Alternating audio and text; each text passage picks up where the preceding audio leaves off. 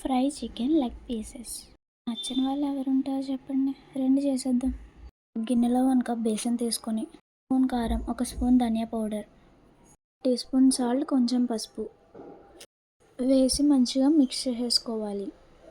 కొంచెం baking soda, ఒక 2 tea స్పూన్ల పెరుగు వేసి దాంతోపాటు ఒక గుడ్డును కూడా చెదగొట్టి వేసేసుకొని నేను చూపించిన విధంగా ఈ కన్సిస్టెన్సీ వచ్చే వరకు కలుపుకోండి.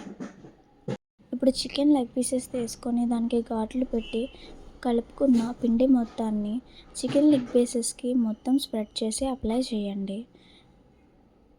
అలా పిండి అప్లై చేసిన లెగ్ పీసెస్ని 1 బై 1 నూనెలో వేస్తూ లెగ్ పీసెస్ కలర్ చేంజ్ అయ్యే వరకు మీడియం ఫ్లేమ్లో ఉంచి ఒక 2 మినిట్స్కి వాటిని ఫ్రంట్ అండ్ బ్యాక్ ఒకసారి తిప్పి ఉంచండి.